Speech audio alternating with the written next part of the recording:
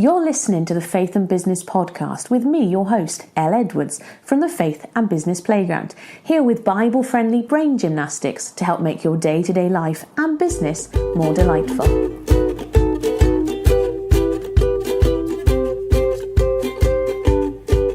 In today's episode of the podcast, we are thinking about getting your feet wet. Now, if you listened to Tuesday's episode, you will know that this is to do with faith. All week in the Mindset Minute, we are talking about faith. And I promised on Tuesday. Tuesday was a sort of empowering, inspirational, encouraging type episode. But I ended that episode by saying that I didn't want you to run away with the idea that faith was about sitting back, twiddling your thumbs and doing nothing. There is action involved in faith as well. And that's what we're digging into a little bit in today's episode. Now, this title, Getting Your Feet Wet, it's actually inspired by Moses. So if you are familiar with the story of Moses and when God parted the Red Sea, that story is brilliant. I love that story. As an aside, it always makes me go, whoa, to think that the same God who parted the Red Sea for Moses and the children of Israel is the same God who is here right now today, listening to the words that I am saying and is with you as you listen to these words. Just give that a moment to let that sink into your head. It's nuts, isn't it? It kind of gives me goosebumps. That God did that, and he's still doing that stuff now. But what's interesting when you read the story of the Red Sea being parted is the details. Now, I love the fact that the Bible is full of details like that, because life is about the details. Life isn't, if you think about fiction, some of the best fiction that we read has details in it. The fiction that feels disappointing is the stuff that's full of cliches. Real life is where it's at. And in the story of the parting of the Red Sea, the water started moving back to create a path from way over there. And yes, I'm gesturing, and no, you can't see me gesturing. But if you imagine, I don't know how big the Red Sea is. It was big. Whenever I live in Wales, as you can probably gather from the accent, every time we go across the Severn Bridge and in the car, it takes us several minutes. And I seem to remember, I have a memory that the Red Sea was way bigger than the River Severn that divides Wales and England. And yet I was thinking on how long it takes us in the car to go across the bridge to get between England and Wales.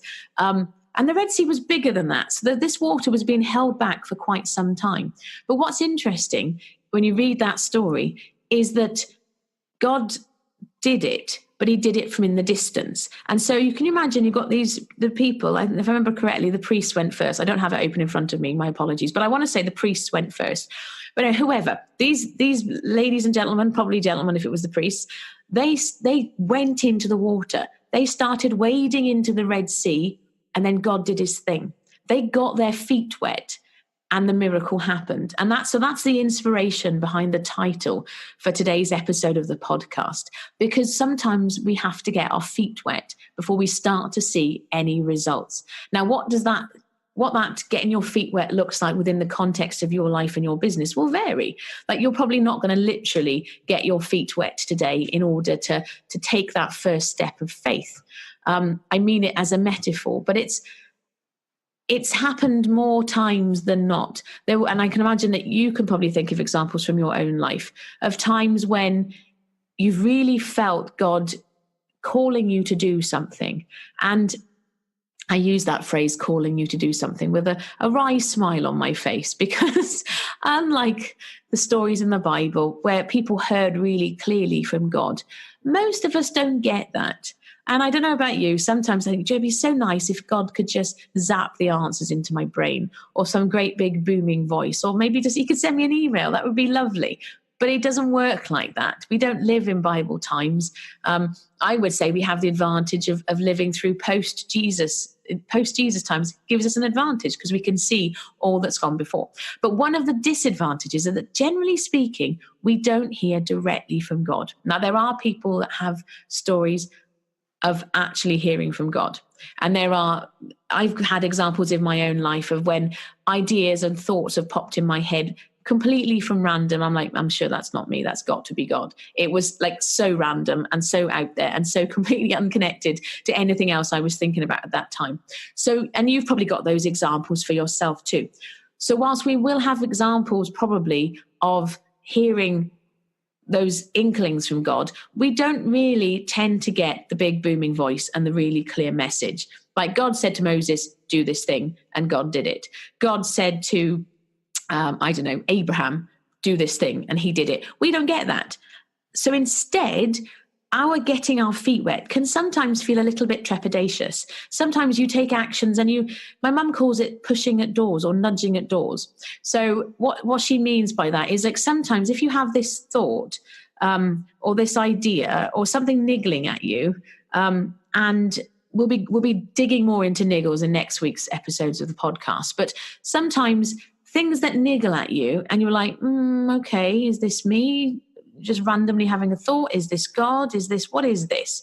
And so my mum says, well, push at it. Imagine it's a door. Yeah. And sometimes the door just stays firmly shut. So maybe you have this thought or there's this idea or this something.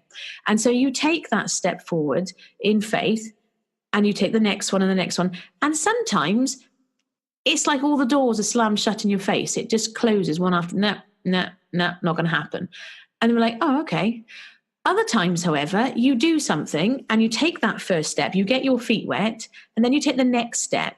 And it's like almost like a domino effect. You do the one piece and the next bit, and all of a sudden, whoomph, it has this domino effect. All these things seemingly like magic fall into place. It's not magic, of course, it's God doing his thing. But by taking those steps forward, pushing at the door, getting your feet wet, and then that acting in faith, it sort of unlocks somehow the next bit and the next bit.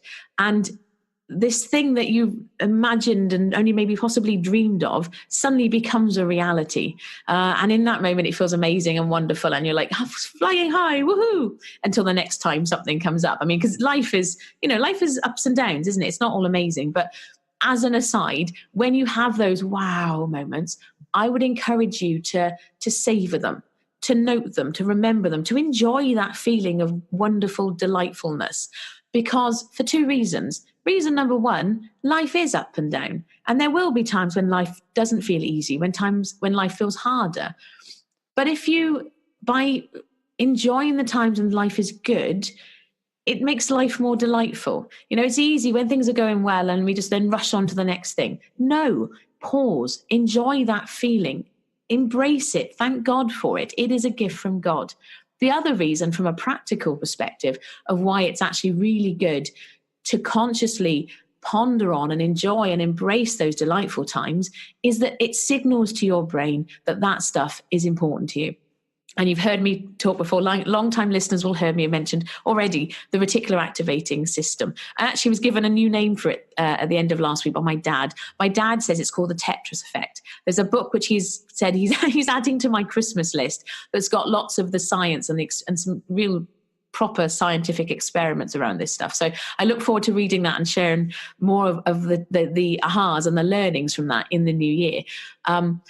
But whether you call it the domino effect or the reticular activating system, I call it the reticular activating system because that is the part of your brain that filters in that stuff. So by taking time to actually enjoy those good feelings and those moments, you signal to your brain that stuff is valuable to you. If you just rush on past it, it's like, oh, okay, obviously not important. And so our brains are wonderful and amazingly put together, and they would show us and deliver more of what we teach is important to us. So that's the other reason why it is really important to enjoy those delightful moments, because it will help your brain to help you have more of those moments. But from a faith perspective, and this idea of getting your feet wet, it does actually tie into the reticular activating system as well, because by actually taking those next steps of faith, and I don't believe that it's a coincidence, God loves it when we step forward in faith, when we get our feet wet, when we take that action. And it's not as if he needs us to take that action in order for him to act. It doesn't work like that. He knows the big picture. He can see everything and knows everything and all that sort of stuff. But I love the fact that he uses the way our brains are wired, and all of it sort of works together so delightfully. So you stepping forward and taking that very next step, even when you haven't seen the results yet, it signals to God that, yes, I'm doing this thing in faith, but it signals to your brain as well. And so by taking that next action, by taking that next step and then the one after that, and consciously doing this stuff, your brain goes, aha, this is important to her. And again, we'll start to filter in more examples. It's been fascinating to me as I've been growing the Faith and Business Playground with some of the conversations I've had. And the more I have conversations about this stuff, the more other conversations become available to me. There's a lady who I'm speaking to later in the month who I was like, I really want to talk to her. And I was going to email her. And then before I had a chance to email her, she reached out to me. I was like, whoa, that's really cool. I love it when these things happen. And that's God. And that's God using your brain and all of it working together beautifully and wonderfully. And it's like I say, it's not to take away from the power and the majesty of God. He made your brain the way he made it. It's like, it reminds me actually of when people pray for healing. And they, instead of getting healed miraculously and their I don't know, dodgy hip is taken away, they get an appointment and they have a hip replacement operation. That's still healing because God gave the wisdom and the training to those doctors. I know it's not as exciting, okay, it's not as good a story, but it's still God using this material world and this physical world that he knit together to do amazing stuff. And so this balance between the spiritual and the physical and all of how it like works together in this intricate manner. That's not the word I'm even looking for. Intricate. There you go. Words are escaping me there. But just the way that it all like mushes and meshes together and works together so delightfully. It's amazing.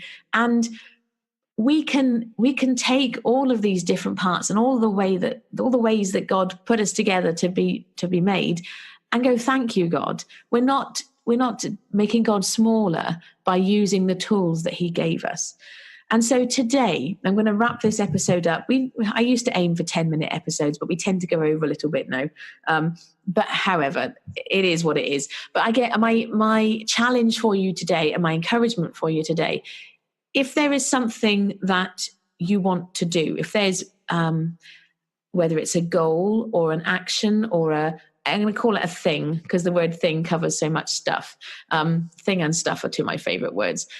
You're listening to this, you will know what it is that is niggling at you. I mean, I can't know because I'm talking to you and the other person listening over there and that person over there. So I'm talking in general terms. But for you specifically, there will probably be a thing that is important.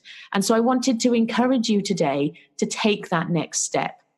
Whatever that looks like, get your feet wet, take the next action, step forward in faith because God is already doing it over there in the distance. The fact that you can't see it yet doesn't mean he's not doing it. The children of Israel, when they were slopping around, getting their feet soggy and wet in the Red Sea, they couldn't see the miracle happening yet, but it was already happening.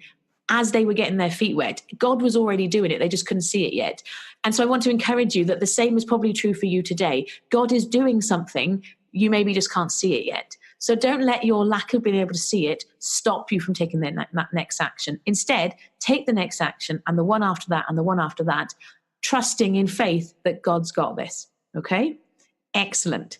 While we're on this topic of faith and taking action, if building a delightful life and business whilst supporting your faith is something that is on your to-do list for 2019. I would encourage you to check out the Faith and Business Playground. The doors are open between now and next Friday, the 21st. Go to faithandbusinessplayground.com/join to find out more. Have a little look, see if it feels like a good fit. Any questions, reach out, ask me. But if this stuff resonates with you, if you are a person of faith who is an entrepreneur, has a business that they want to grow at the same time as developing your faith, I would dare to suggest that you are probably a good fit for this. So go and have a little look at it. And if you have any questions, let me know. faithandbusinessplayground.com/join. In the meantime, thank you for listening. Smile. Have yourself a delightful day. I've been Elle from the faithandbusinessplayground.com. I look forward to catching up with you next time. Take care. Bye-bye.